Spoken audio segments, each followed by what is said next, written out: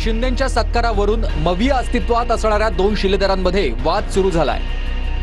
दोन शिलेदारांमधल्या वादामुळे मवियाच्या अस्तित्वावरच प्रश्न निर्माण झालेत। उबाठा गटाच्या प्रवक्त्याला ही पुन्हा असलेली आघाडीमधली धुकधुक जी आहे, मुळात ही महाविकास आघाडी राहिलीच नाही। 90 घेऊन युती केली, आता 90 घेऊन कधी युती जिंकते का? 90 संजय राऊतजी, तुम्ही 90 घेऊन युती केली आहे, ते मला माहित नाही। आम्ही अशी युती नाही केली, आम्ही होशामध्ये युती केली। दिल्ली विधानसभेच्या निकालानंतरही संजय राऊतांनी काँग्रेसवर आगपाखड केली होती।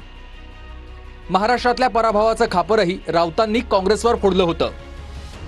महाराष्ट्र विधानसभेच्या निकालानंतर ठाकरेंच्या शिवसेनेची भाजपबद्दलची भूमिका काहीशी मवाळ झाली होती।